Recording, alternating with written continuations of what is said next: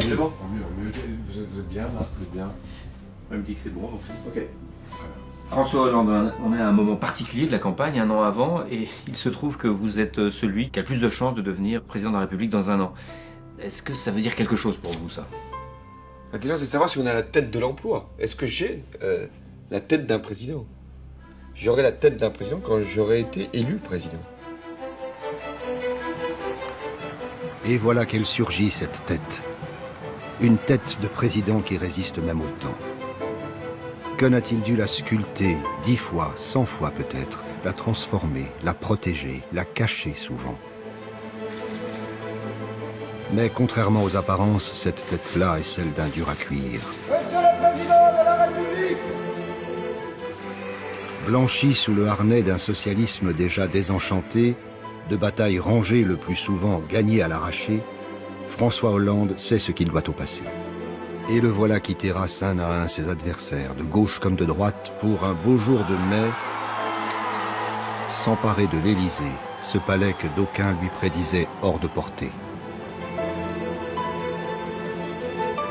Un dur d'oreille aussi, puisque s'il semble écouter tout le monde, j'ai cru en vous, monsieur Hollande. Partout, souvent avec civilité et parfois avec gourmandise, il n'entend pas.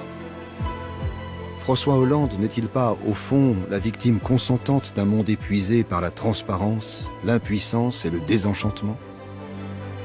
Un type normal que l'impopularité mais aussi la lucidité va conduire, un soir de décembre 2016, à ne plus rien briguer.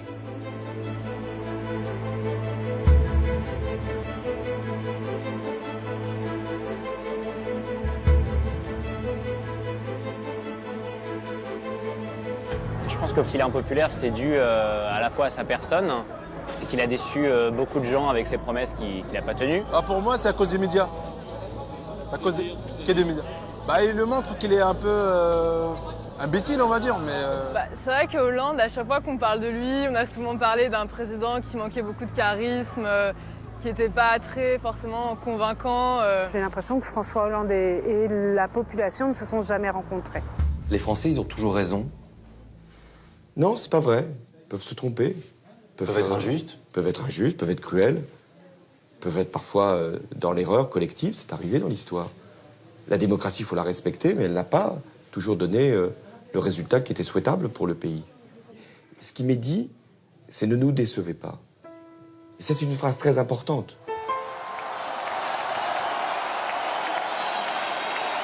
Comment imaginer décevoir quand l'espoir emporte tout sur son passage, qu'il brille de 1000 feux en face d'un homme qui n'en croit pas ses yeux. Mes chers amis, la victoire. Ne répétez pas les erreurs du quinquennat qui s'achève, les fautes morales. Pourtant, 6 jours seulement avant son sacre, dans ce palais archi-bondé de Bercy, le président qui perce sous le candidat décide d'annoncer la couleur. Elle n'est pas rose. Les problèmes de notre pays ne vont pas disparaître avec le candidat sortant. Ça, c'est trop simple. La croissance ne repartira pas d'un bond dès lors que les Français auront voté. Je préfère les en prévenir.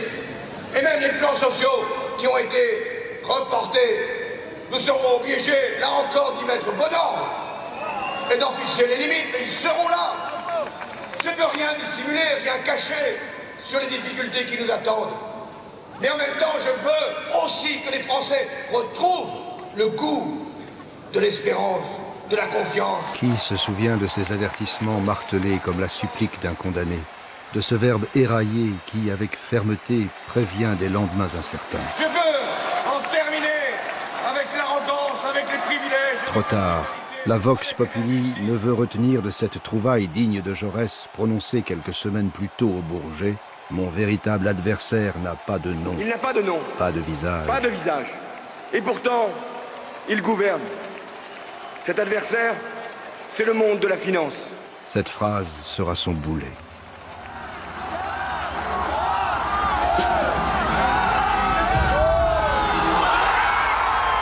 Au soir du 6 mai 2012, la France semble soulagée. Mais l'espérance est forte, trop forte même. La pression aussi. Sans n'avoir été ni ministre, ni Premier ministre, le chef de l'État rumine à sa manière l'épreuve quotidienne de l'exercice du pouvoir. Mais François Hollande se doute-t-il, quelques semaines seulement après son élection, qu'il n'est déjà plus tout à fait en phase avec les Français? La première intervention de François Hollande, elle est au mois de septembre 2012. Et évidemment, c'est un événement assez considérable parce que nous avions reçu des candidats, mais un président d'exercice, c'était la première fois. Bonsoir, Monsieur le Président. Bonsoir. Merci beaucoup d'avoir choisi TF1 pour cet entretien très attendu. Un peu plus de 4 mois après votre élection, force est de constater que vous souffrez d'une forme de désamour dans l'opinion. Les journaux ne sont pas tendres, y compris à gauche. Certains ont même parlé de 100 jours pour rien. Quelques mois seulement après son élection, il avait déjà chuté dans les sondages et sa popularité avait perdu pas mal de points. Je ne pouvais pas ne pas situer mon interview dans ce contexte. On peut dire en tout cas qu'une grande impatience se manifeste dans le pays, dans ce contexte de crise. Pour rétablir la confiance, est-ce qu'il ne faut pas accélérer les réformes? Donc à cette question sur l'impopularité relative, si peu de temps après son élection, quelques mois seulement, il me répond... J'entends bien les impatiences. Je ne vais pas faire en 4 mois ce que mes prédécesseurs n'ont pas fait en 5 ans ou en 10 ans. Simplement, mais moi, la je crise considère économique que s'est aggravée, Monsieur le Président. que je suis en situation de combat. Au fond, c'est assez habile comme réponse. C'est vrai que l'opinion est toujours impatiente de voir que des mesures sont prises et que là, c'est quelqu'un qui prend plutôt son temps, François Hollande. L'agenda que je propose, c'est tout est engagé, tout est décidé d'ici la fin de l'année pour que ce soit mis en œuvre dans l'année 2013 et que nous puissions avoir des résultats pour ce que j'appelle l'agenda du redressement en 2014. Avec un objectif en termes d'emploi, ou en tout cas de réduction du chômage. Je pense que nous devons inverser la courbe du chômage à échéance de... d'ici 1 an. Et mon ambition, c'est que les Français puissent se dire en 2017, nous vivons mieux, nous vivrons mieux qu'en 2012. C'est ça l'engagement que je prends devant eux. Le chef de l'État est crispé, impatient, inquiet. Ça ne se passe pas comme prévu. Que s'est-il donc passé ces premières semaines qui mettent déjà le président en danger?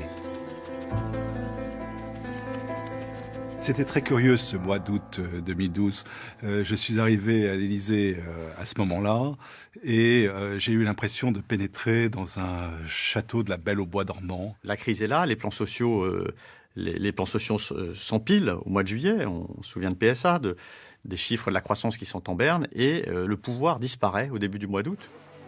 Les Français sont directement touchés au portefeuille et pendant ce temps-là, que se passe-t-il?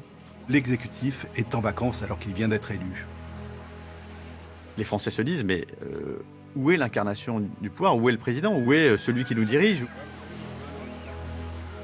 Cette espèce de faux plat de l'été 2012 a laissé une impression en fait de vacances du pouvoir.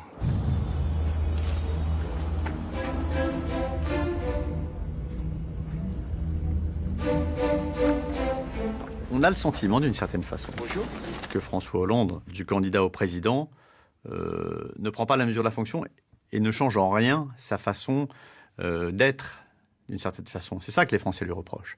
Une incompréhension qui commence dès le début du quinquennat et qui ne fait que grandir au fur et à mesure du quinquennat. C'est-à-dire que petit à petit, François Hollande regarde dans une direction dans laquelle les Français ne regardent pas et on a l'impression que les Français et François Hollande s'écartent de plus en plus tout au long de ce quinquennat. Il a tout sous-estimé en réalité. Il a sous-estimé le poids de la fonction, il a sous-estimé le fait qu'il devrait renoncer à sa liberté, il a sous-estimé le fait que désormais il serait épié, surveillé en permanence. Et tout ceci, il n'en tire pas les leçons. Et donc, il s'en tient à des généralités quand il s'exprime devant Claire Chazal ou ailleurs. Et ça, les Français le sentent. Et s'il a sous-estimé tous ces aspects-là, c'est pour la même raison finalement qu'il l'avait fait élire, c'est cette confiance en lui absolument démentielle. Et quand ce sentiment de contrôle absolu l'a quitté, c'était trop tard. C'était trop tard, c'est quand il s'est aperçu qu'il décrochait totalement dans l'opinion publique et que ce décrochage était durable.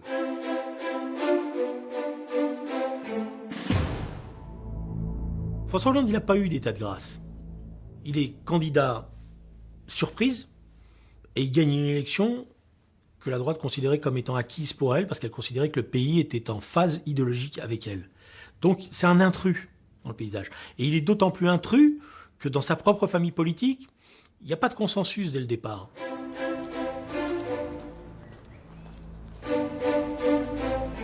y a une tradition, quand la gauche gagne, la gauche, par les socialistes, c'est 1936, avec les communistes, les radicaux, etc. Qu'est-ce qu'elle fait quand elle arrive? Elle donne. Là, l'état du pays fait qu'il n'a pas donné. La gauche généreuse qui arrive au pouvoir, c'est quoi? Alors, en 1936, ça se symbolise dans les congés payés.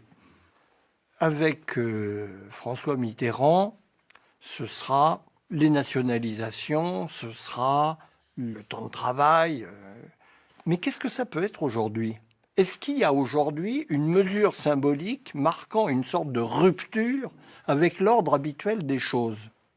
Je ne le crois pas. La seule chose, c'est quand il a dit tout salarié, pensant aux ouvriers surtout, qui avaient la durée d'annuité 41-42 ans, pouvait partir à 60 ans. Donc ça, il a fait ça. C'est une mesure qui correspond à la tradition de la gauche. Malheureusement, totalement, aujourd'hui, pas ignorée par les intéressés, mais ignorée par l'ensemble de la population. Mais on n'a pas augmenté le SMIC, on n'a pas créé d'emploi public, et on a géré le point d'indice de la fonction publique. L'électorat, à ce moment-là, n'est pas préparé à ça. Et il se fâche.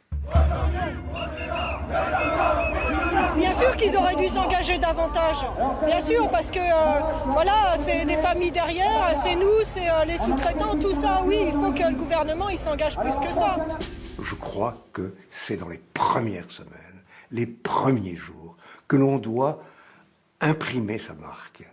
Il a commis, à mon avis, l'erreur, pendant 2 ou 3 mois, de laisser les choses un peu filer, par exemple. Bon, à sa place, j'aurais immédiatement fait voter la loi sur le mariage pour tous. Elle était adoptée sans difficulté, elle était quasiment écrite. Et on n'en parlait plus. Au lieu d'ouvrir à l'opposition pendant des mois et des mois un champ de protestation et d'attaques souvent brutales et violentes. Alors qu'il engrange pourtant des mesures, des lois comme des résultats, on ne les voit pas. Les Français ne l'aiment pas. Dimanche, des centaines de milliers de Français ont manifesté contre le projet de loi sur le mariage pour tous. S'il vous plaît. L'interminable mais audacieux débat parlementaire sur le mariage pour tous, Après 136 heures comme la contestation inattendue qu'il suscite, et 46 minutes, finiront même par fatiguer.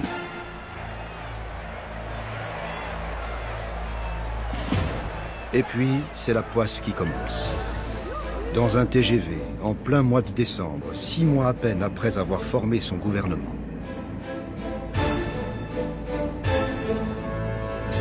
L'affaire Cahuzac, ça commence par une belle journée. Nous allons inaugurer le Louvre-Lens. Le ministre du Budget l'appelle et lui dit « François, Mediapart enquête sur moi. » Et immédiatement, le président lui répond « Écoute, si tu as quelque chose à te reprocher, tirons-en les conséquences. » Ce qui signifie démissionne, évidemment. Sinon, tu as notre confiance puisque nous avons ta parole. Et c'est là où se noue instantanément, pendant ce voyage du retour entre Lens et Paris, le drame de cette affaire Cahuzac. La séance est ouverte. La question est à monsieur Daniel Fasquelle. Monsieur le Président, mes chers collègues, ma question s'adresse à Jérôme Cahuzac, ministre du Budget. Est-il exact, monsieur le ministre, que vous avez eu un compte non déclaré à l'Union des banques suisses de Genève pendant de longues années? Monsieur le ministre, ces accusations sont d'une extrême gravité. Il est essentiel que vous disiez toute la vérité cet après-midi devant la représentation nationale et devant les Français. Merci. Très vite, nous avons appris qu'il y avait ce soupçon d'un compte caché, d'un compte secret en Suisse, donc que le ministre du Budget était lui-même un fraudeur fiscal. Nous avons mis 4 mois pour arriver à pouvoir sortir des informations documentées, qui fait que nous étions à 1000% sûrs de nos informations. Je dément catégoriquement les allégations contenues sur le site Mediapart. Je n'ai pas, monsieur le député, je n'ai jamais eu de compte à l'étranger, ni maintenant, ni avant. Je dément donc ces accusations et j'ai saisi la justice d'une plainte en diffamation, car ça n'est que devant la justice, hélas, que les accusateurs doivent prouver la réalité des allégations qu'ils avancent. Tout le monde croyait qu'il n'avait jamais eu de compte ni en Suisse, ni à Singapour. François Hollande va croire à la parole de son ministre. D'ailleurs, la droite aussi. Personne n'imagine que le ministre du Budget a un compte à l'étranger à ce moment-là. L'affaire Cahuzac, it's bad luck. Bon, il y a des gangsters qui sont forts, quoi. François Hollande n'est pas mis en cause par l'affaire Cahuzac. D'ailleurs, personne d'autre que Jérôme Cahuzac n'est mis en cause par l'affaire Cahuzac. Mais par contre, là où ça l'affaiblit et même ça l'ébranle terriblement, c'est de se rendre compte qu'il y a des choses qu'il ne peut pas maîtriser. L'erreur qu'il a fait, mais ça, c'est difficile, c'est quand Plenel et Mediapart l'appellent, puisqu'ils se connaissent, puisqu'ils ont fait un livre ensemble, lui dit « Écoute, j'ai quelque chose », il aurait dû se dire « Tout est possible dans ce monde », donc au moins d'écouter Plenel. J'ai fait savoir à la présidence de la République, 15 jours après, au plus haut niveau, que nous avions tout pour être sûrs de notre fête. Et j'ai attendu, et je me suis dit, ils vont agir. Ils vont comprendre que laisser M. Cahuzac s'enferrer dans son mensonge va les entraîner tous dans le discrédit. Là, nous révélons que le patron du fisc est, selon nos informations, fraudeur fiscal. C'est un désordre quand même. On a souvent parlé de l'affaire Cahuzac avec François Hollande, bien sûr, mais jusqu'à ce que le procureur ouvre une enquête à la demande d'Edoui Plenel, François Hollande ne voulait pas se séparer de Cahuzac pour 2 raisons. La première, c'est que lui, il dit « je ne me sépare pas de quelqu'un sur la foi d'articles de journaux ». Et deuxièmement, il faut bien se rendre compte qu'il a essayé d'avoir des précisions. Cahuzac, il lui a demandé plusieurs fois, les yeux dans les yeux, s'il avait un compte à l'étranger. Cahuzac lui a menti. Mais depuis quand en politique on ne ment pas parfois les yeux dans les yeux? Et puis, il a aussi reçu en catimini Edoui Plenel à l'Élysée pour lui demander s'ils avaient des éléments en plus. Il m'a fait passer par la porte arrière de l'Élysée, de façon à ce que je ne rencontre personne, pour que nous ayons un entretien. Moi, j'ai respecté, puisque c'est un entretien confidentiel, j'ai respecté les règles, les formes. Le secret des sources est quelque chose d'important pour moi. Je voyais une source qui s'appelait le président de la République. Eh bien, lui, il a dit qu'il m'avait vu à cette date dans le livre qu'il a fait avec les 2 journalistes du Monde. Et nos contacts se sont arrêtés là. Edoui Plenel, d'après ce que nous a dit François Hollande, lui a dit qu'ils avaient tout mis sur la table. Donc il nous a dit, moi je ne sais pas ce qu'il y a de plus, je n'ai pas de preuves, je ne peux pas me séparer de lui. Il dit, ah ben Plenel, il avait rien d'autre. C'est ce qu'il raconte de notre rendez-vous. Non, je sais très bien ce que je lui ai dit. Je lui ai dit, nous en avons beaucoup plus.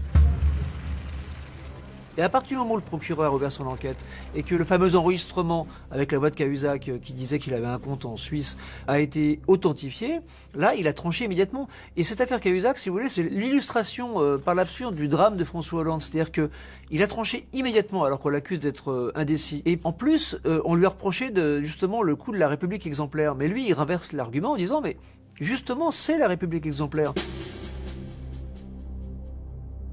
Je crois que c'est le 2 avril 2013 que Jérôme Cahuzac fait son aveu. Et c'est une séance de décoration. On sait qu'il y a des décorations à l'Élysée de temps à autre, par série de 6 à 8 personnes. Et je l'ai vu arriver, j'ai vu sa tête là. Moi, je ne vais pas parler, mais il a rejoint le pupitre. J'ai vu que la tête, il a fallu... visiblement, il faisait un effort pour reprendre en fait le moment un peu joyeux d'une décoration. Mais là, il l'a pris en pleine gueule. Hein. C'est inédit. François Hollande a décidé de prendre la parole et de répondre aux questions des journalistes à l'issue de ce conseil. Une intervention qui devrait démarrer dans les minutes ou les secondes qui viennent. Le président de la République arrive pour cette intervention. On va l'écouter en direct sur France 2. Mesdames, Messieurs, mercredi dernier, ici même, j'avais annoncé que toutes les leçons devaient être tirées de l'affaire Cahuzac. Je me consume littéralement. Je le dis très clairement. La défaillance d'un homme ne doit pas jeter le discrédit, le soupçon sur les élus qui se dévouent pour le bien public sans en retirer le moindre avantage. Et donc je décide de dire la vérité et avant même d'aller trouver les magistrats, je renonce à tout recours. Heureusement que la justice est indépendante. Qu'elle n'est pas retenue, qu'elle n'est pas influencée. Qui n'a pas une part d'ombre? Heureusement que la presse fait son travail. Ce que je veux dire, c'est qu'à lui, comme au Premier ministre, comme à Pierre Moscovici, je n'ai pas dit la vérité.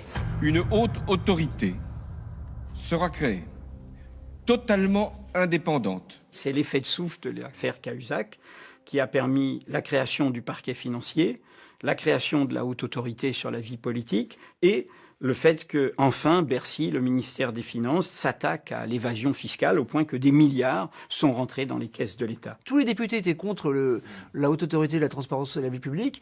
Il l'a imposé. Il y a maintenant des critères et des règles très strictes, très précises, des déclarations de patrimoine à faire. Il a, honnêtement, tiré parti de l'affaire Cahuzac de manière intelligente et efficace. Mais ça ne lui sera jamais porté à son crédit. La politique avec d'abord cette démission qui a pris tout le monde de court. On l'a appris en fin d'après-midi, moins de 10 jours après sa nomination au gouvernement. Le secrétaire d'État au commerce extérieur, Thomas Thévenoud, a démissionné tout à l'heure et le communiqué intrigue. Il évoque un problème de conformité avec les impôts. La République exemplaire n'est pas comprise, ni entendue par ceux-là même qui, à gauche comme à droite, devraient l'incarner. Moi, j'aime bien la phrase de Churchill. Si tu veux de la reconnaissance, ne fais pas de politique, achète un chien.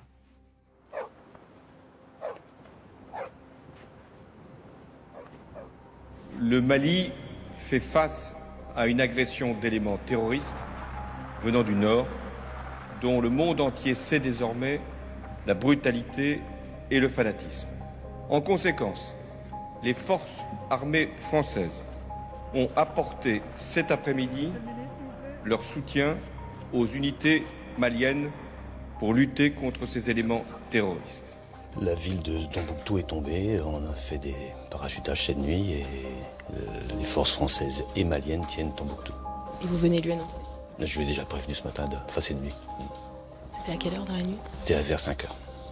Vous l'avez appelé à 5 heures du matin? Je l'ai appelé à 6 heures, quand même respecter un peu de sommeil. Quand, en janvier 2013, il déclenche la guerre contre les terroristes, le chef de l'État n'est plus le même. Il tranche seul, mais n'en dit rien.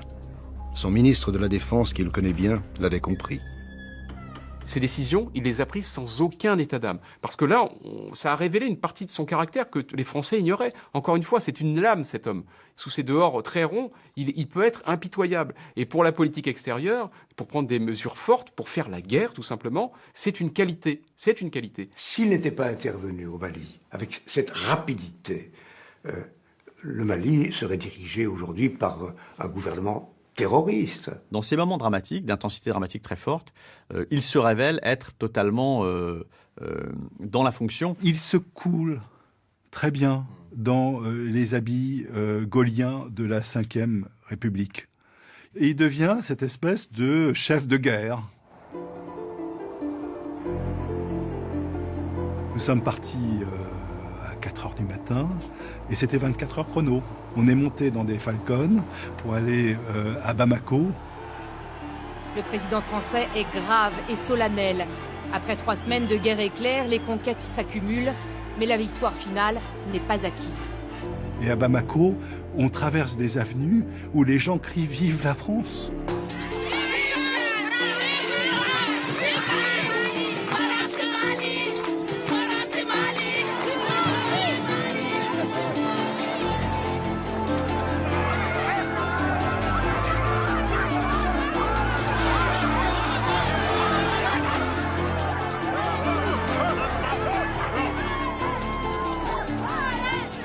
Je veux ici vous dire que je viens sans doute de vivre la journée la plus importante de ma vie politique. Aveu surprenant, même si on imagine ce que représente la sensation d'avoir tapé dans le mille, au sens propre comme au sens figuré.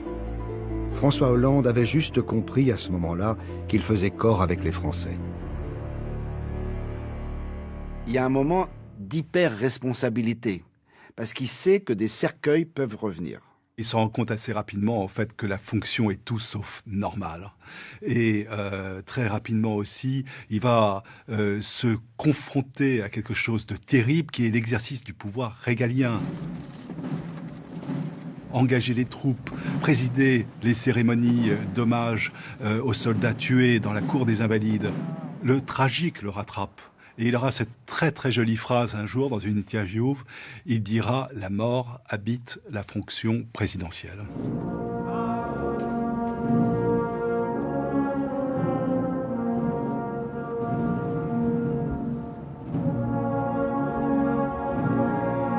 Au Mali, il a été très bien sur le déclenchement des opérations au Mali, que j'ai soutenu activement. Mais il a été victime en même temps de cette image d'Épinal d'une France grande nation. Il n'a pas mené le débat au niveau européen en disant « mais on ne va pas pouvoir le faire seul ». Car derrière la guerre du Mali s'en cache une autre plus dramatique encore.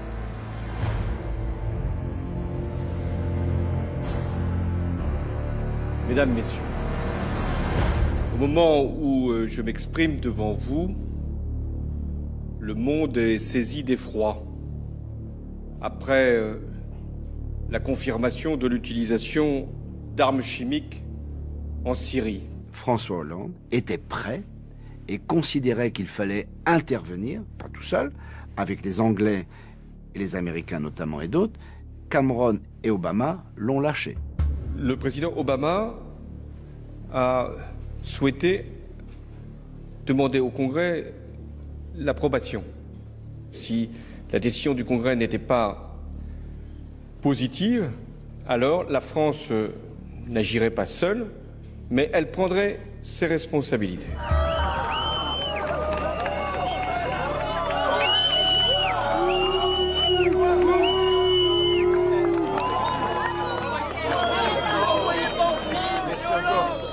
On ne verra pas de trouble au sol, bien sûr que non. Non, mais non, on n'a rien à faire dans une guerre qui n'est pas la nôtre. C'est pas nous de gérer ça. C'est pas nous, c'est pas notre problème, ça. Laissez les Syriens s'occuper de leurs problèmes. Tout est notre problème, c'est ça que je dis. Non, pas s'il vous plaît. Pas de guerre en Syrie. Non, mais on fait ce qu'on doit faire. Il faut toujours faire. En fait, François Hollande est très vite rattrapé par les préoccupations des Français. Les préoccupations des Français, elles ne sont ni au Mali, ni en Centrafrique, ni en Syrie, elles sont en France.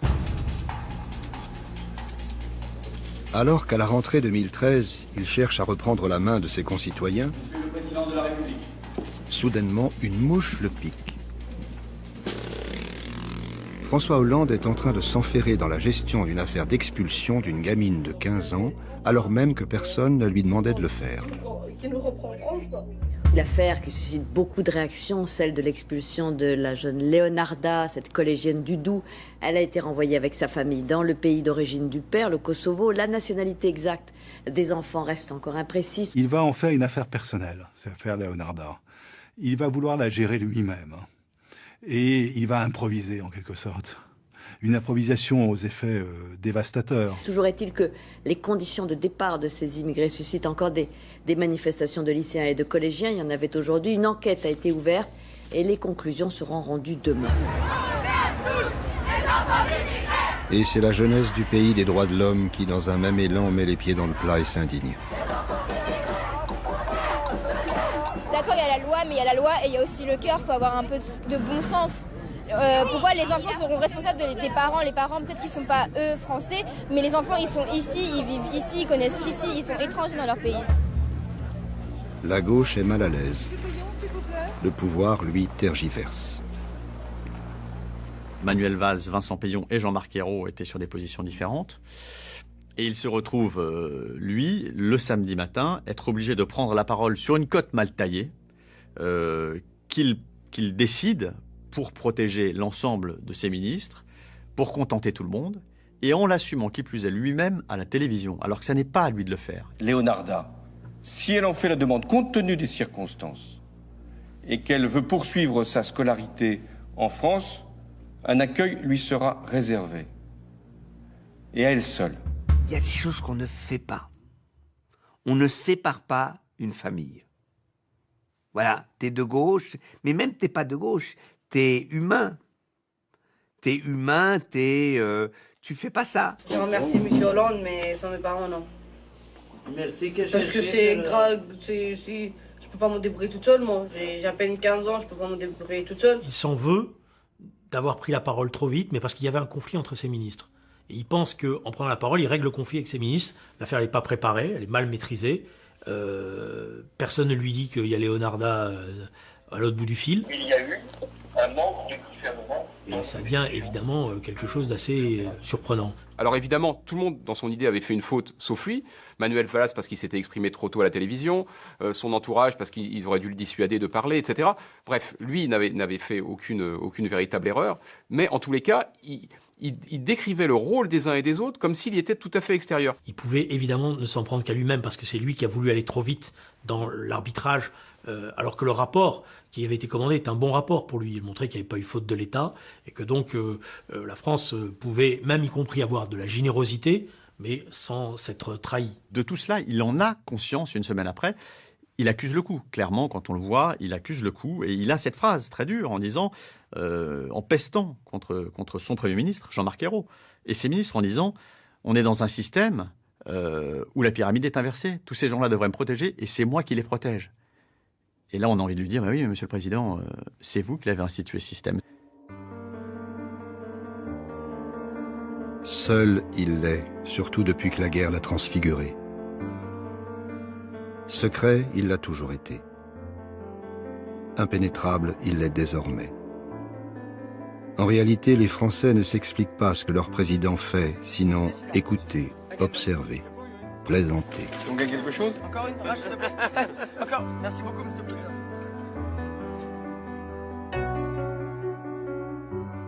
Dans le pays, ceux qui cherchent à le comprendre sont désemparés, désarçonnés parfois. Plus rien de ce qui est décidé au palais n'arrive à transpirer dans la réalité. Comme si un écran de télé-réalité s'était installé entre lui et ses administrés. Son impopularité devient impossible à expliquer.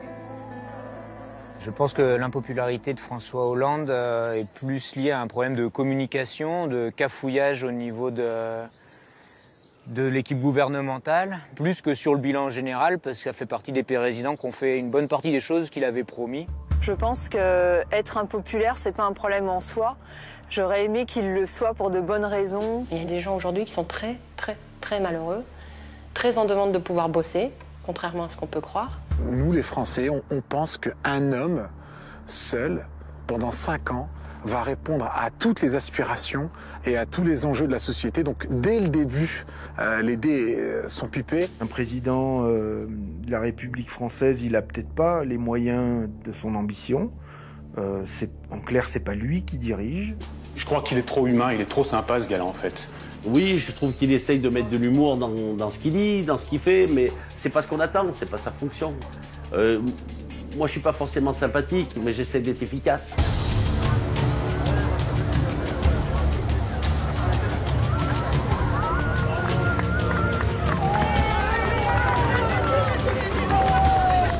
Monsieur Hollande, elles sont où les promesses?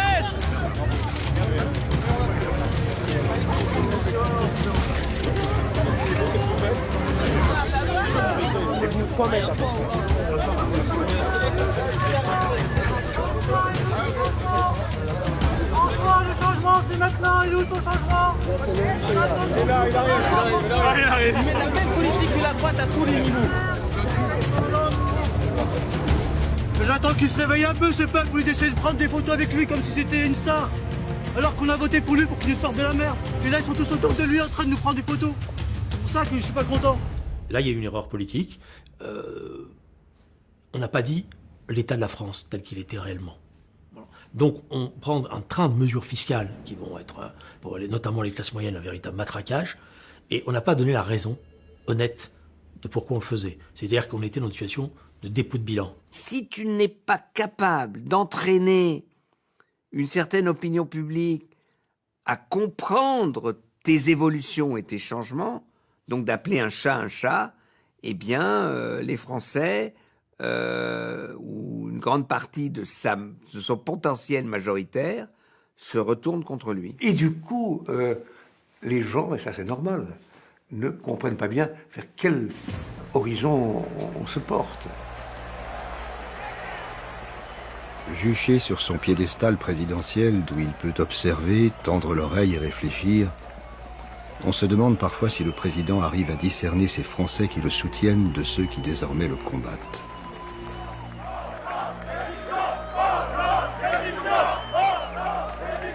Il entretient la dépression française qui ne date pas de lui, évidemment, mais la dépression française vient de ce que, en un mot, les Français, pour s'assembler, se déployer, ont besoin de savoir où ils vont ensemble. Et dans son attitude, il semble dire que lui, son action à lui, elle procède de contraintes extérieures. C'est un très mauvais pédagogue. Ça, je crois qu'on peut malheureusement le constater. Quand il fait l'accord sur les entreprises, etc., la politique de l'offre, il n'explique pas, voilà pourquoi j'ai changé. Il dit c'est dans la logique de, etc. Et c'est pas vrai. Il a changé, il a évolué. Peut-être que c'était la bonne chose à faire. Il a été obligé par la force des choses de faire renoncer le Parti socialiste à ses illusions économiques. Ce que j'attendais. Mais il ne l'a pas assumé. Ce qui m'a déçu. Quand on discute avec lui, il dit « Moi, j'ai pas dit que j'allais nationaliser tout. Je maintiens qu'il y a un ennemi invisible qui s'appelle la spéculation, la rente, et qui est un élément qui pourrit les relations économiques, qui pourrit les relations sociales, et contre lequel il faut se battre. Mais bon, ça n'a pas été compris. Bon, voilà. Et ça a créé d'ailleurs une illusion forte. François Hollande, héroïquement, n'avoue pas ce qui lui vaut tous les mécomptes qu'il subit. Il est l'héritier du mensonge mitterrandien. Merci beaucoup. Le mensonge mitterrandien, c'est la substitution de l'idéal européen à l'idéal socialiste. C'est le tournant des années 80. L'expérience de 81 tourne très vite court. On ne construira pas le socialisme dans un seul pays. Au moment où, par ailleurs, le cours du monde pousse à droite dans un cadre qui va devenir celui de la globalisation néolibérale. La réponse de Mitterrand, géniale sur le plan de la tactique politique, c'était un maître dans le genre, c'est de substituer au programme socialiste qui n'est plus applicable un programme européen qu'il présente comme le moyen d'accomplir à une autre échelle ce qu'on ne peut plus faire à la seule échelle des moyens français. La politique de François Hollande est largement dictée par les engagements européens qu'a souscrit la France. Il subit ce carcan européen dont le rayonnement auprès d'une grande partie de l'opinion ne cesse de s'atténuer. Nous sommes à l'heure du Brexit, ça dit beaucoup. On ferait un référendum français, je ne suis pas sûr qu'on aurait des résultats très différents. Donc il est contraint. Et il ne le dit pas. L'échec de Hollande, c'est pas le chômage, c'est de ne pas avoir su expliquer que c'est un échec de la société française. On voit que tous les rouages pour sortir de la crise, les rouages de négociation n'existent pas. Et on l'a vu à la fin, dans ce débat interminable sur la loi El Khomri, que le partenariat social, mais c'est du chinois pour les Français. Quoi qu'ils pensent, les uns et les autres, ils sont obligés de retraduire toute proposition dans le langage d'indicateurs chiffrés, qui n'intéresse absolument plus personne. Les taux d'intérêt qui paraissaient pour certains pays insupportables. Et c'est l'ancien haut fonctionnaire oublié de la Cour des comptes qui, soudainement, un soir de décembre 2013, réapparaît. C'était pas la crise financière. Le féru des chiffres, des statistiques et du principe économique. L'économie toujours et seulement l'économie au risque de tuer le rêve. C'est l'emploi. Normal qu'il trouve alors auprès de ses proches ou du patron des patrons les oreilles qu'il faut pour se faire entendre.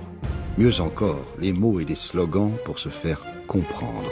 C'est pourquoi je propose un pacte de responsabilité aux entreprises. J'ai reçu un coup de fil d'Emmanuel Macron autour du 25 décembre, m'annonçant que le président de la République allait lancer ce fameux pacte de responsabilité le 31 décembre à l'occasion de ses vœux. Il est fondé sur un principe simple. Moins de charges sur le travail, moins de contraintes sur leurs activités, et en même temps, une contrepartie.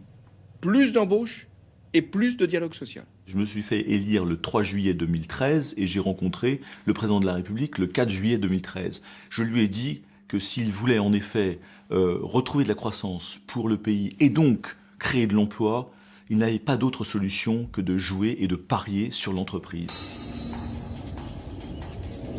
Et c'est en février 2014, dans l'avion présidentiel, que le président de la République et celui du MEDEF font célébrer ensemble leur lune de miel. C'est le virage entrepreneurial qui se matérialise en emmenant le président du MEDEF et des start-upers des chefs d'entreprise à Washington et en Silicon Valley. Il y avait Pierre Moscovici, il y avait Emmanuel Macron. Ça se passe bien en avion, nous travaillons sur le pacte de responsabilité. Il y avait une pression médiatique de la majorité, une certaine majorité, en disant mais on donne 40 milliards au patron, il n'y a pas de contrepartie. Et j'ai dit pendant tout le voyage, mais je ne peux pas m'engager sur des contreparties. Il faut arrêter ce discours qui est insupportable. On n'est pas dans une cour d'école, et même les cours d'école américaines sont toujours dans l'incitation positive. En France, je ne sais pas pourquoi, nous sommes toujours dans l'incitation négative. C'est-à-dire il faut coincer le gars, il faut le punir. Ça suffit, quoi. C'est pourtant le voyage de tous les dangers. Tandis qu'une gauche frondeuse en profite à Paris pour régler ses comptes avec sa politique, les Français, eux, découvrent leur président seul désormais sans sa compagne. Mais la Maison-Blanche, elle, ne change rien de ses habitudes.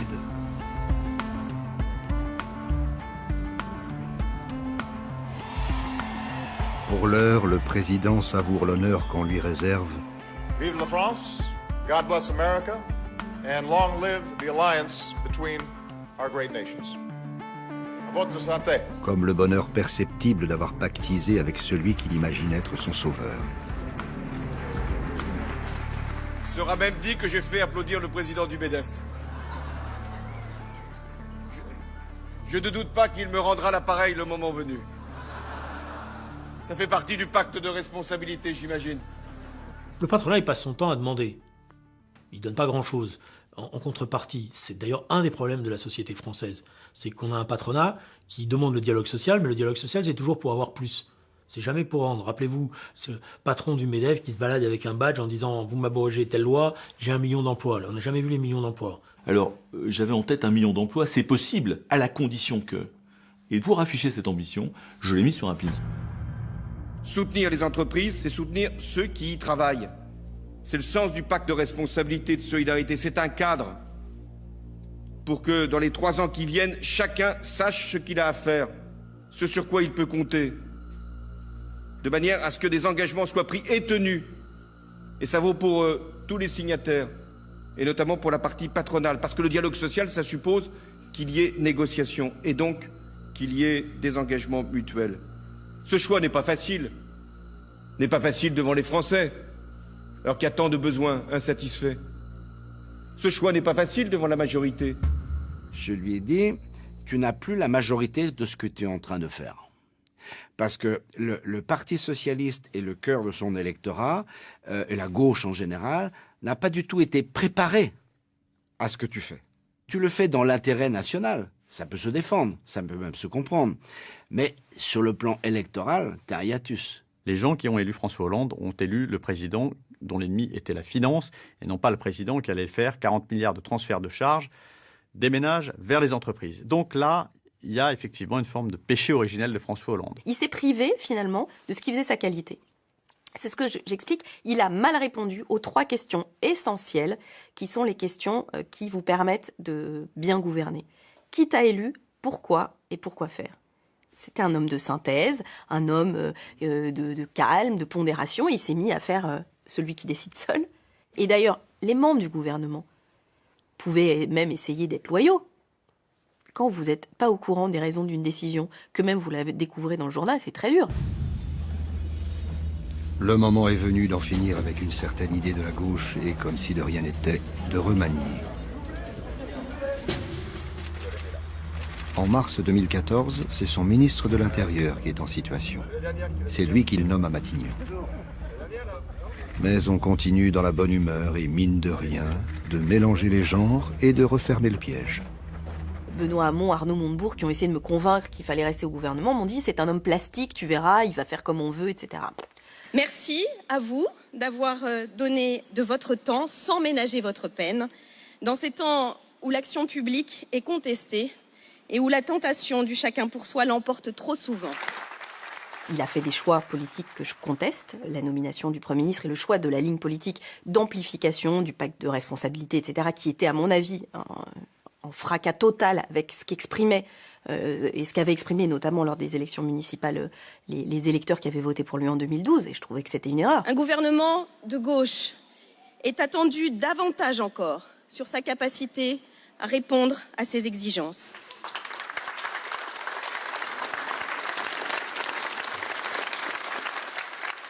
Ce quinquennat, c'est un dispositif qui au départ était intelligent, ou en tous les cas se voulait intelligent, mais qui a explosé en plein vol. C'est la première à avoir voulu sortir du rang, mais pas la dernière à se faire du mauvais sang. À son tour, c'est le ministre du redressement productif, Arnaud Montebourg, qui revient à la charge. Vous attendez quoi? Qu'il y ait un malheur ici? Je tenais à revenir ici à Florence. Car à gauche, les symboles ont la vie dure. La sidérurgie est décidément un volcan qui ne s'éteint jamais.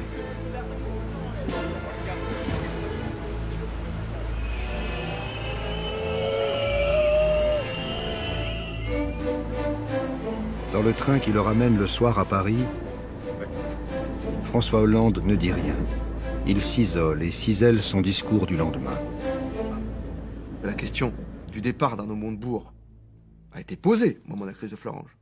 Mais ça voulait dire que si Arnaud Montebourg, le troisième homme de la primaire, l'homme qui avait apporté ses 17% de voix à François Hollande et donc qui avait fait son élection, l'homme qui avait inspiré avec moi le discours du Bourget, si cette équipe-là se défaisait à ce moment-là, mais alors tout se défaisait. Donc nous sommes restés en disant notre responsabilité, c'est de rester parce qu'au bout de 6 mois, que dira-t-on? On dira, mais à la première difficulté, vous partez. Mais en restant, nous avons nous-mêmes fermé la porte du piège. Parce que quand vous restez dans une équipe, alors même que vous contestez la direction, le cap, pour prendre la formule du président, qui est choisi, que vous restez après une difficulté, après une crise aussi grave que celle de Florange, comment justifier après un départ? Pas de déclaration, merci beaucoup. Alors, ensuite... Il a un bilan social qui est très bon. Florange est une réussite à l'arrivée, il n'y a pas de licenciement sec. Peugeot, il l'a sauvé aussi. Mais il n'y a pas que ça, il y a le tiers payant, universel, le bilan social est important. Et ce bilan-là, eh bien, personne ne lui en sait gré. Aujourd'hui, c'est l'histoire d'un quinquennat raté. Or, en 5 ans, il aura peut-être plus fait que Mitterrand ou Chirac en 12 ans ou 14 ans. Donc c'est assez paradoxal et c'est assez surprenant et ça nous renvoie aussi, nous médias, à notre propre responsabilité.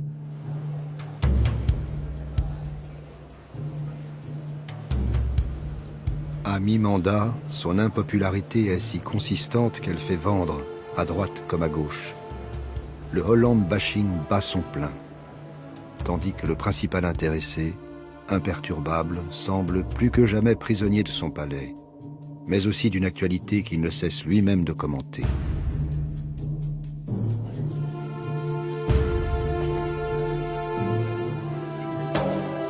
Ce sujet-là que vous souhaitiez aussi le voir, ces salariés, Quand De Gaulle parlait à la France et Mitterrand aux Français, lui s'adresse aux journalistes, à tous les journalistes, pourvu qu'ils parlent de lui, en bien comme en mal, peu importe.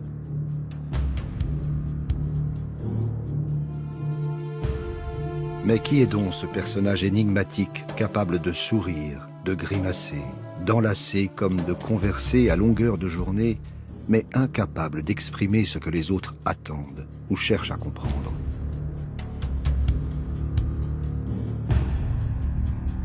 Je l'ai vu une fois dans un déjeuner où il avait convié un certain nombre de chercheurs pour lui parler de l'éducation. Il s'est effacé. il est rentré à l'intérieur de lui-même, alors qu'on venait pour lui parler, et il était devenu quasi transparent, quoi.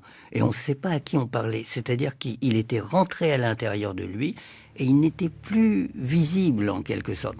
En fait, ce qu'on voit de lui, c'est une sorte de double qui semble totalement lisse, et lui se tient caché derrière, dans un coin, et il regarde le monde par l'intermédiaire de ce double, et il le manipule, ce double, comme si c'était une poupée. Cet homme-là énigmatique, c'est pour ça que j'aime le filmer d'une certaine façon. La première chose qu'il m'a dit peut-être, d'ailleurs, en sortant de la salle de projection, c'est qu'à un moment, au début c'était un peu dur, et puis petit à petit, il y a eu un dédoublement chez François Hollande. C'est qu'il était là, il suivait ça comme un film de fiction, en se disant « Mais qu'est-ce qu'il va faire le type maintenant ?» Et finalement, il regardait le président de la République.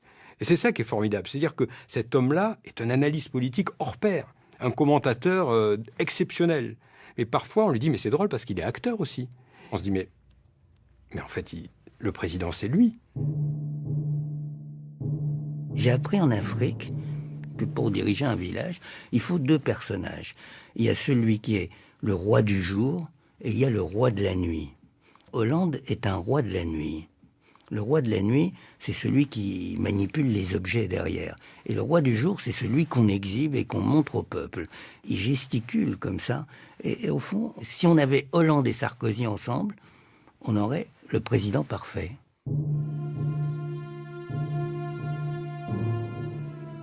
Il a un côté très spontané, très sympathique, très proche de ses émotions, dans l'empathie, très proche des gens, et puis il a par-dessus ça une espèce de carapace, des carcans de mécanismes de défense, de mécanismes qu'on pourrait appeler en psychanalyse obsessionnels, c'est-à-dire quelque chose qui fait qu'il va être toujours dans l'autocontrôle. Il faut revenir en permanence sur les moindres détails pour être sûr qu'on a pris la bonne décision. Et donc, par rapport à ça, ça veut dire quoi? Ça veut dire écouter tout le monde, d'une certaine façon, et en même temps n'écouter personne. François Hollande est un homme qui consulte énormément, qui écoute beaucoup, mais qui, dans le fond, entend peu et qui décide selon ses propres critères. J'ai dit un jour à quelqu'un, quand Hollande vous dit oui, c'est oui, mais faites attention, si vous dit oui, oui, c'est non. Faut comprendre le hollandais. Ce qu'on ne sait pas et qu'on ne comprend pas sur le moment quand on est avec lui, c'est ce qu'il va faire de ce que tu lui dis. Il donne ce sentiment, à juste titre, de ne pas entendre. Il va installer son interlocuteur dans un paysage mental, dont ensuite il sera le centre. D'où le fait que son entourage a toujours le sentiment que lui échappe la compréhension de ce que pense fondamentalement François Hollande.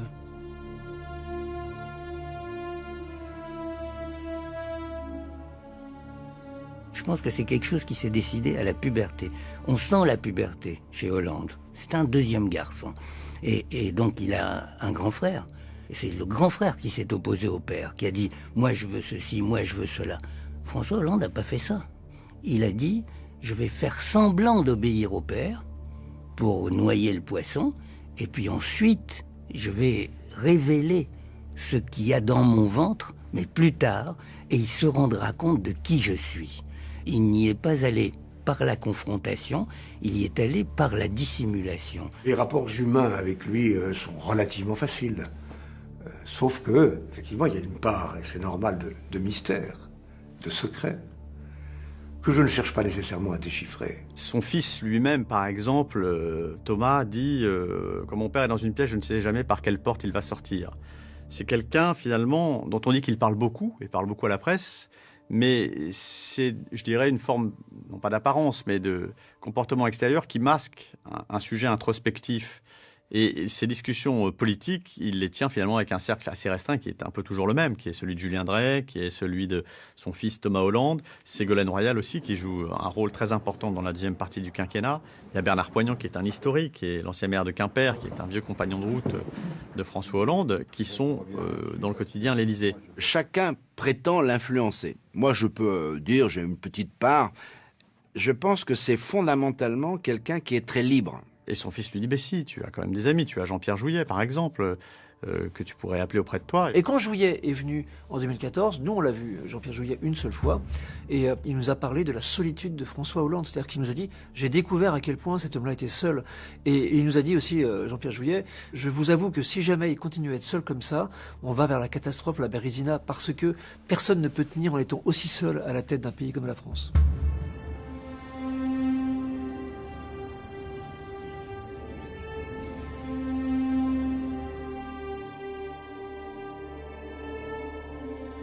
Plus encore que de l'exercice du pouvoir, François Hollande semble souffrir en silence des déboires de son incarnation présidentielle, comme de l'écrasante solitude qui accompagne la fonction.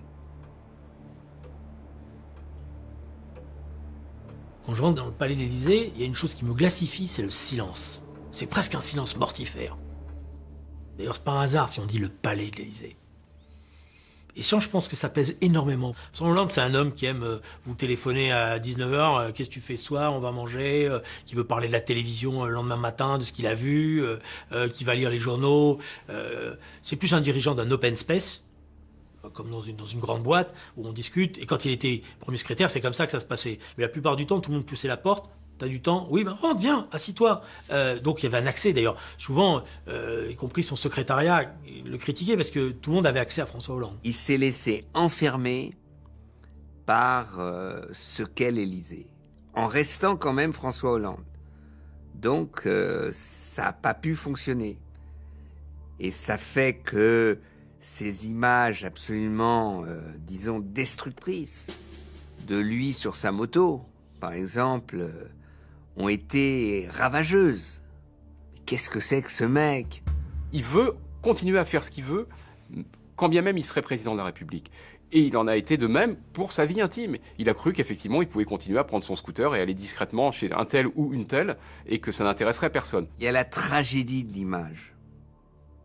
Moi, qu'il ait divorcé, qu'il soit après avec une femme numéro 2, numéro 3, ça m'est complètement égal. Mais si c'est fait de la manière où s'il est pris, disons, la main dans le pot de miel, comme ça ridiculise le bonhomme, donc ça ridiculise la fonction présidentielle.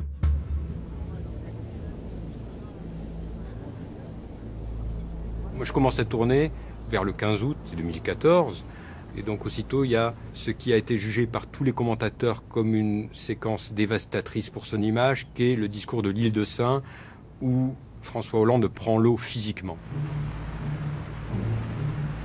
Est-ce que vous n'avez pas porté atteinte à cette fonction présidentielle par votre attitude? Et pourquoi n'avez-vous pas pris de parapluie ce jour-là? Merci. Tout le monde se fout de sa gueule, excusez-moi l'expression. Mais alors, qu'est-ce que toutes les caricatures?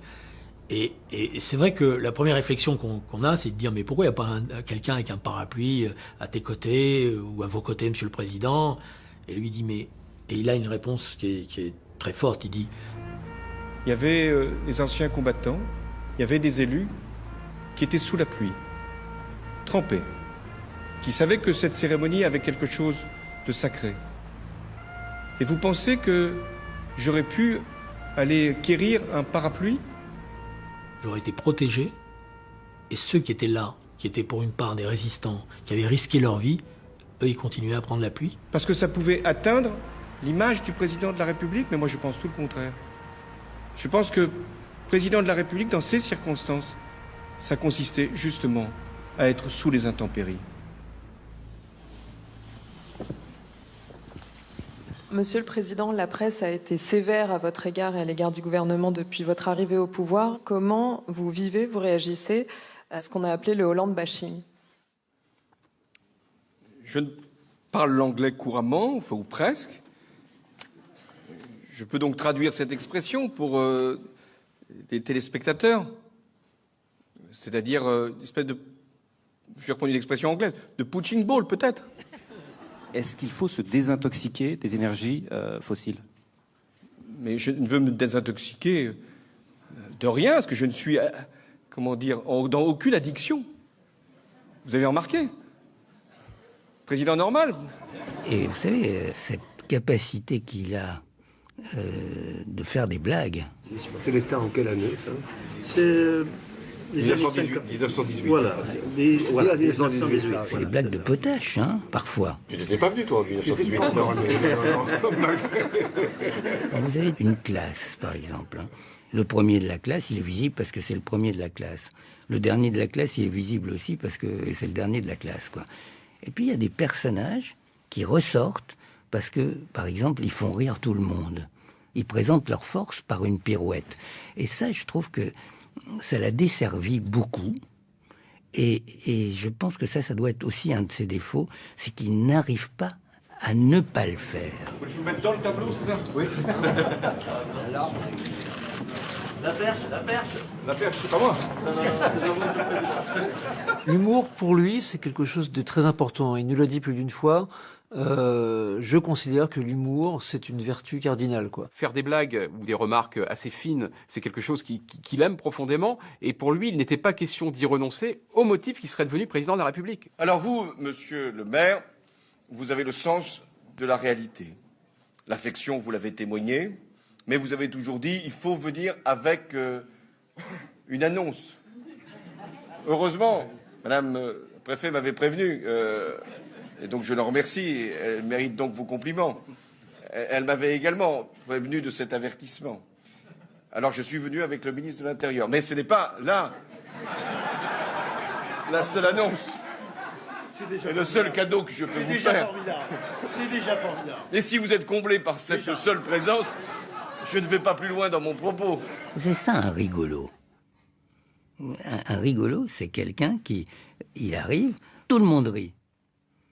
C'est-à-dire que j'arrive à modifier l'humeur de n'importe qui, quel qu'il soit. C'est quelqu'un, vous le mettez dans une soirée, il vous fait la soirée. Et les gens, les heures passent et à un moment donné, on se rend compte qu'il est 1h30 du matin et qu'il faut aller se coucher. Mais ils en demanderaient encore 1h30 ou 2. Quand tu embrasses de ta correspondance. En tout cas, ce qui est sûr pour moi, c'est que je pense que ce qu'on a vraiment aperçu chez lui, et ça explique peut-être aussi ce que je vous dis sur ses traits d'esprit, c'est qu'il a perdu de la légèreté en 5 ans. Comment pourrait-il en être autrement? Prisonnier qu'il est de ses engagements comme de l'espérance d'un peuple à qui il a promis d'en finir avec le chômage et ses ravages. Il vous accueille toujours en vous disant ça va bien avec un grand sourire, alors que lui traverse des sondages absolument catastrophiques, des unes de magazines qui parfois se trouvent juste dans l'antichambre de l'Élysée, qui sont pour lui extrêmement violentes, et lui semble ne jamais être déstabilisé par cette situation-là. J'ai en face de moi un président formica, tout glisse. Il est calme, mais est-ce qu'il n'est pas trop insensible? C'est ça qui frappe le plus. Certains appellent ça de la froideur. Peut-être que ça en est, de l'insensibilité, mais c'est aussi probablement une force. Insensible au colibet, insensible au sifflet, insensible à la critique, insensible au sondage. Franchement, moi quand je le regarde, des fois je l'admire, parce que qu'est-ce qu'il prend dans la tête? Cette cuirasse, cette capacité à endurer. Il est depuis quasiment 4 ans, chaque jour, conspué, attaqué, trahi aussi parfois, scandaleusement trahi par des personnes qui n'existaient pas avant qu'il les ait choisies. Je ne cite aucun nom, mais j'imagine que celui-là se reconnaîtra. Il y a quelque chose de surprenant, si mon appréciation est juste. François Hollande n'est détesté que par une très petite minorité de Français. Elle existe toujours. Des gens qui peuvent pas le voir en peinture, il y en a. Mais le pire, c'est une sorte d'indifférence.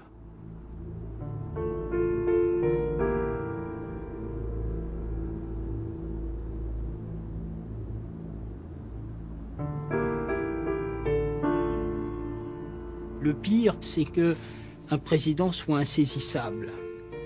Parce que dans un pays qui a coupé la tête à un roi, celui que l'on va faire monarque républicain, il faut qu'on ait une corde de rappel sur lui. On lui demande d'être à la fois dans cette désincarnation du pouvoir, d'être dans celui qui tranche, d'être dans celui qui décide. C'est Saint Louis sous son arbre qui rend la justice. Il y a à la fois cette attente très désincarnée du chef de l'État et en même temps cette attente beaucoup plus contemporaine de percevoir l'individu, percevoir la chair, percevoir l'incarnation.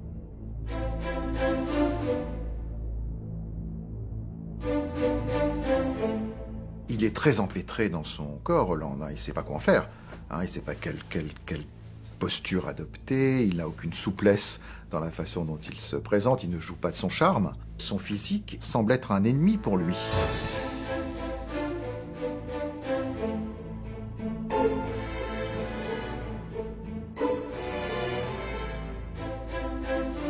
C'était il y a assez longtemps que j'ai eu envie de l'aider à ma manière, dans ce que je sais faire.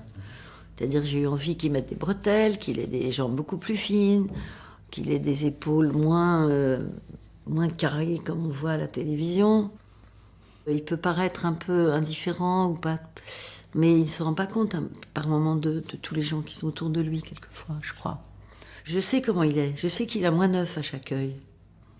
Donc il a un regard qui flotte. Pour ça, je lui ai fait changer de lunettes.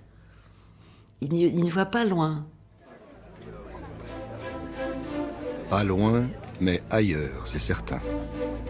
Serait-ce la source de cet étrange désamour entre lui et ses concitoyens? L'explication de son malheur, d'une autre aussi peut-être? Cette république médiatique qu'il cultive à souhait donne aux Français le sentiment que le pouvoir est insondable, inexplicable, impénétrable. Cette solitude d'un homme qui est sous le regard de tous, et qui subit des attaques permanentes, mais pas seulement sur sa politique, mais beaucoup sur sa personne, sur son personnage, sur sa vie privée, eh bien, il n'était vraisemblablement pas préparé à cela. Et l'affaire Descendants était pour lui extrêmement blessante, voilà, dans la manière dont on donnait le sentiment que c'était un cynique, alors que ce n'était pas ça. Et là, je pense qu'il a le sentiment que quelque chose était révélé aux Français et qu'il était obligé de corriger quelque chose alors qu'il ne pouvait pas le faire et qu'il ne voulait pas le faire. Je ne vais pas laisser mettre en cause la conception de mon action au service des Français, et notamment de la relation humaine que j'ai avec les plus fragiles, les plus modestes, les plus humbles, les plus pauvres, parce que je suis à leur service et parce que c'est ma raison d'être. Et donc, il doit prouver en permanence qu'il est un type bien, au fond, qu'il est un chic type. Et vraisemblablement, pour ça, il a besoin de se confier. Quand vous commencez la politique à 7h moins le quart le matin et que vous la finissez à 23h ou minuit et que vous faites ça 7 jours sur 7, il y a un moment donné, vous avez besoin de parler un peu. Donc, son seul moyen de satisfaire son besoin de discussion, c'est quoi? Les journalistes. Le président a un respect pour la presse et son indépendance.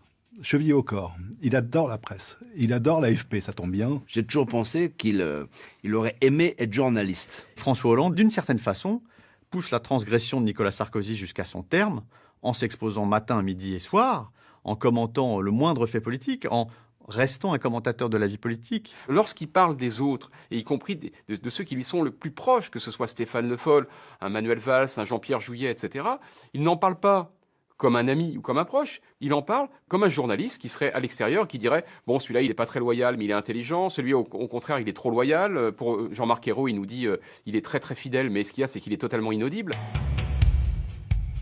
Un président ne devrait pas dire ça, c'est le titre de cet ouvrage de 2 journalistes du Monde. D'abord, François Hollande s'est-il fait piéger? Clairement non, David. Il les voit régulièrement, ces journalistes, depuis 2011, et avec le magnéto sur le bureau. Il savait qu'on était journaliste d'enquête, pas journaliste politique, et on lui a dit très clairement, voilà, nous, il n'y aura pas de relecture de vos propos, nous enregistrerons tout. Et il a été convenu par Fabrice et moi, et lui on était parfaitement d'accord aussi, que ce livre serait publié à l'automne 2016. François Hollande s'est choisi, c'est mémorialiste. Comme s'il avait envie de montrer un autre visage que celui qu'il est obligé de montrer publiquement. C'est déjà très étrange dès le départ. D'ailleurs, on peut débattre de ses motivations. On peut les trouver narcissiques, Au fond, il est content d'agir avec des témoins de son action qui lui renvoient une image. Et puis, il y a peut-être une composante dépressive. Je suis moins bête que vous n'avez l'air de le croire. À partir du moment où on s'adresse à quelqu'un pour qu'il vous renvoie une image de vous-même, pour qu'il restaure votre propre image, pour qu'il restaure l'estime de vous-même, eh bien forcément, il y a de la quête de psy là-dedans. Mais ce qui est extraordinaire, et qui pour moi est très révélateur, c'est que un tel acte, une telle démarche, témoigne d'une incompréhension profonde de la fonction qu'il exerce, au profit de quelque chose qui témoigne d'ailleurs d'une grande intelligence. Ce livre est d'une grande qualité intellectuelle, mais comme le titre même l'indique, un président ne devrait pas dire ça. Ce livre a semé le trouble jusque dans les rangs du gouvernement français. Certains ont parlé même de suicide politique, employant des mots très durs à votre égard. Alors regrettez-vous cette avalanche de confidences faites à ces journalistes? Il s'attendait à la question, évidemment. Je le vois d'abord sourire, avec son petit sourire à la Joconde, un peu énigmatique, et puis ce sourire se fige, et au fil de la question, je le vois se décomposer et avaler sa salive. C'était assez troublant. François Hollande est trop expérimenté après ces décennies de vie politique pour imaginer qu'un tel livre, dont le titre est une sorte de condamnation, en quelque sorte, un président ne devrait pas dire ça. Donc un tel livre va lui être extraordinairement nuisible. D'abord, sur ce livre, il est celui de 2 journalistes qui m'ont régulièrement interrogé. Et j'ai donné à chaque étape ma part de vérité sur un certain nombre de décisions que j'ai eu à prendre. Ensuite, c'est leur interprétation. Donc il fait ce qu'il sait faire, c'est-à-dire glisser sur l'aspérité pour essayer de désamorcer ce qui est une bombe à fragmentation.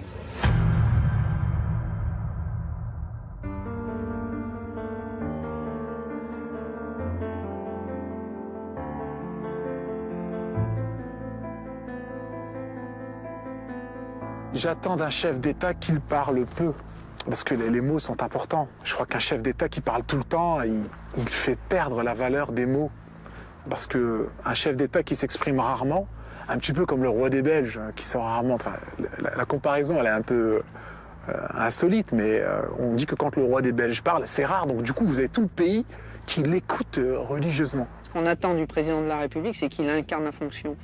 Donc si la personne est défaillante par rapport à cette incarnation telle qu'on l'a rêvée, ou telle qu'on l'imagine, là, voilà, il y a distorsion et il y a des amours. Ce qu'on veut, c'est des actes. Ce qu'on veut, c'est que nos vies avancent, que notre futur soit meilleur et qu'on ait espoir dans le futur. Ce que j'attends d'un chef d'État, c'est d'abord d'assurer la sécurité des citoyens. Pendant les attentats, j'ai trouvé très digne sa réaction. On va regarder là. Personne n'avance, hein.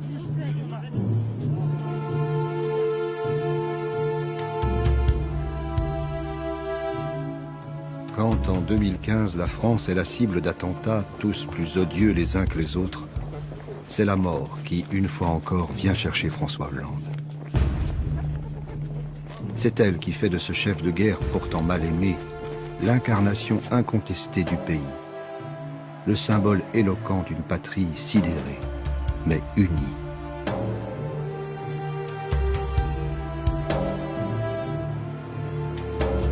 La liberté sera toujours plus forte que la barbarie. La France, elle a toujours vaincu ses ennemis quand elle a su justement faire bloc autour de ses valeurs. C'est ce que je vous invite à faire. Le rassemblement de tous, sous toutes ses formes. Voilà ce qui doit être notre réponse. Vous dirigez le pays. Vous venez d'avoir des attaques, Charlie Hebdo, l'hypercachère. Vous gérez une attaque de guerre du pays. Qu'est-ce que vous faites? Quelle est l'idée? Faire une manifestation avec tous les représentants des pays qui ont pu venir, plus toutes les communautés religieuses, tout le monde dans la rue. Et ça a été une grande manifestation ce 11 janvier. C'était pas une manifestation pour soutenir Charlie Hebdo, ça faisait partie de cela, mais c'était aussi contre l'antisémitisme, pour défendre les victimes de tous les attentats, et c'était une mobilisation de la nation contre la peur.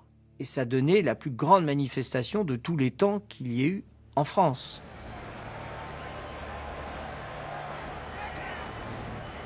On s'est retrouvés sur la place Léon Blum. Et on ne savait pas trop quoi faire, on s'est mis en ligne, on nous a dit attendez là, et d'un coup on nous a dit le président de la République va venir vous saluer. C'était pas prévu. Et ça, après, c'était l'histoire d'un oiseau. Je pense que c'est probablement Charb ou Cabu qui ont dirigé le tir. Et en fait, il serrait la main de Luz et il y a un espèce de petit truc jaune-marron qui est arrivé juste sur l'épaule comme ça. Il fait poète. Alors c'était bizarre parce qu'à la fois on pleurait et puis voilà, c'est du Buster Keaton. C'est une espèce de truc qui vient pour faire sourire dans le drame absolu. Donc d'un coup, j'ai mis la main dessus pour pas que les caméras le voient. Voilà, je sais pas pourquoi j'ai fait ça. Dans ces moments d'intensité dramatique très forte, il se révèle être totalement dans la fonction. Il le dit d'ailleurs, je suis vraiment devenu président au lendemain de ces attentats-là. Dans la foulée du 11 janvier, c'est évidemment le défilé des chefs d'État qui sont reçus à Paris, mais c'est aussi prendre une demi-heure, 3/4 d'heure pour s'éclipser, disparaître et aller visiter la famille du policier musulman qui a été assassiné par les terroristes. Tous les gestes s'enchaînent et sont faits de façon extrêmement précise, et ce sont les bons gestes. Moi, j'ai une séquence extraordinaire que j'ai filmée par hasard dans la synagogue de la Victoire au soir des grandes manifestations du dimanche, et où il prend dans ses bras un des frères d'un jeune qui a été assassiné à l'hypercachère. Et là, c'est une séquence terrible où il parle au jeune. Et là, on est dans l'intégralité totale d'un personnage qui vit ce drame. Il le vit avec l'enfant et il lui dit « Maintenant, c'est à toi de vivre. » C'est toi maintenant. Il lui dit tout bas. Il dit « Maintenant, c'est à toi de vivre. Maintenant, c'est à toi de vivre pour ton frère. » Voilà. Et il se passe quelque chose, quoi. Je pense que François Hollande a été exemplaire. Il s'est très bien comporté. Il n'a pas fait genre, il n'a pas ramené les choses à lui. Il a juste assumé d'être le président d'un pays où il se passait ces choses atroces. Le président fait son travail, mais l'homme est touché. Nous pensons avec Fabrice qu'il a été vraiment touché dans sa chair par le Bataclan, parce que toute sa famille habite le 11e arrondissement, pas loin en tout cas. Julie Gaillet habite le 11e arrondissement, son fils habite le 11e arrondissement, Manuel Valls habite le 11e arrondissement. Bref, il y a été souvent dans le 11e arrondissement. Donc, et le Bataclan, il connaît par cœur le Bataclan parce qu'il a tenu beaucoup de meetings. Mais en plus, il y avait des proches à lui qui étaient au Bataclan. Donc, si vous voyez, il s'est tout de suite senti atteint directement. Et le simple fait, par exemple, il nous l'a dit 2 fois, que les terroristes du Bataclan aient assassiné 90 personnes en disant tout ça c'est de la faute de Hollande, il a entendu les terroristes sur bande le dire, etc. C'est quelque chose qui l'a profondément bouleversé et qui a ensuite, à notre avis, déclenché des processus chez lui qui ont abouti à la déchéance de nationalité. Voilà. Alors, ça n'excuse pas l'erreur, parce qu'il sait qu'il a fait une erreur sur la déchéance de nationalité, mais ça explique en partie le fait qu'il se soit cru autorisé de lancer ce processus.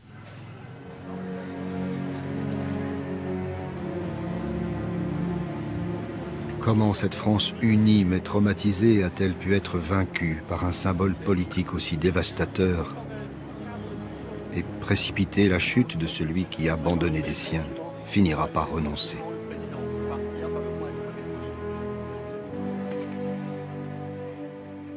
Mais en cet automne 2015, c'est l'impasse.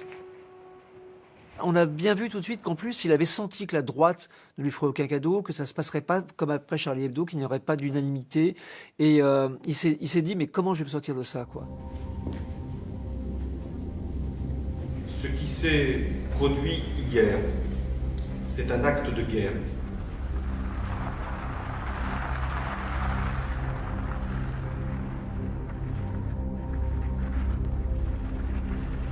Quand il va au congrès à Versailles, qui est un congrès solennel, rassemblant députés et sénateurs, il veut faire un discours qui traduise l'union.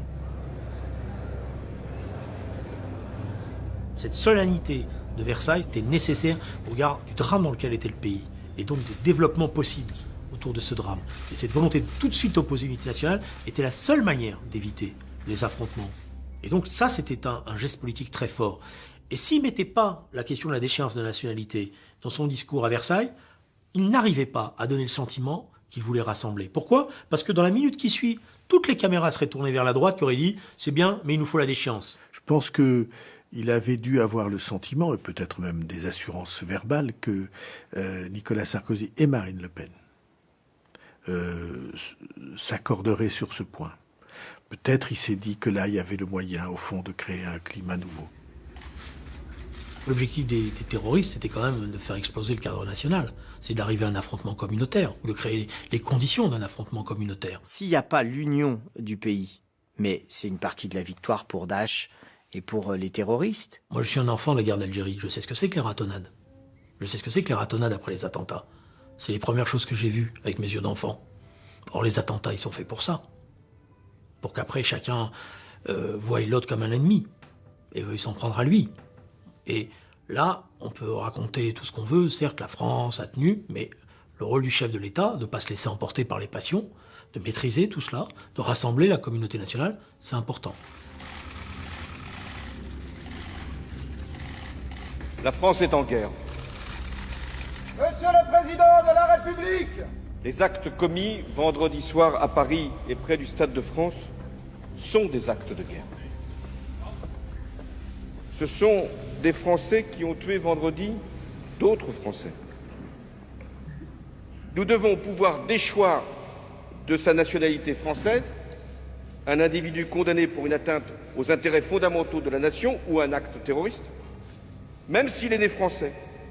Et on a pu croire que la mesure était acceptée par les applaudissements. Non, les applaudissements étaient des applaudissements d'union. La Marseillaise étant le chant de l'union, de la nation.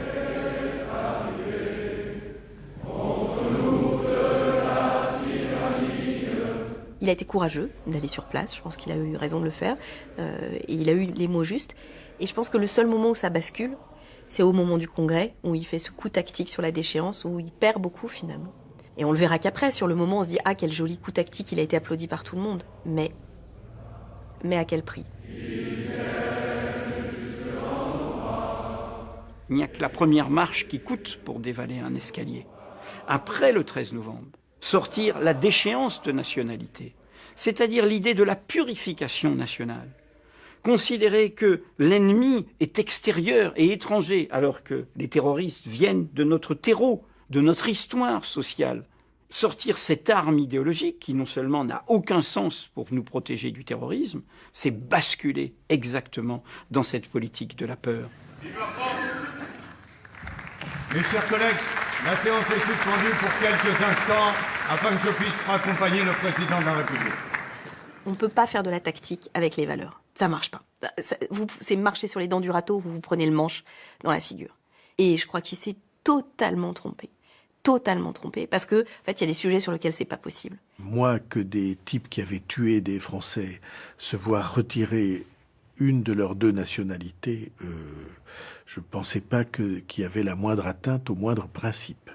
Mais un grand nombre de Français l'ont ressenti comme une atteinte au principe et je ne l'ai pas vu venir le moins du monde. Ça pouvait que heurter la gauche. Ça heurtait tous ceux qui étaient déjà les binationaux, tous ceux qui avaient un grand-père, etc., qui venaient d'Italie, d'Espagne, de Polonais, d'Afrique du Nord, d'Algérie, etc. L'erreur, d'après moi, c'est qu'en décembre, les ferments de la division autour de la déchéance de nationalité sont déjà posés.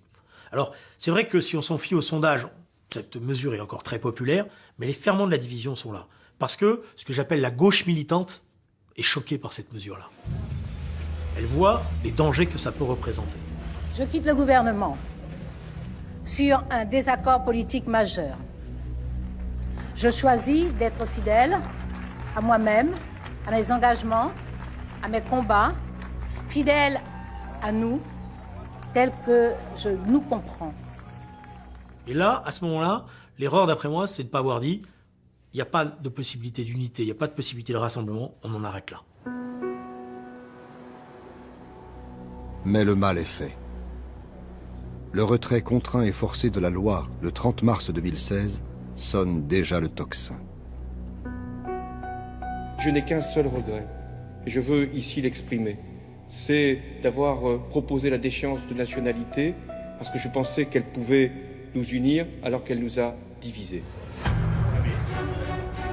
J'ai touché du doigt les limites de notre système politique.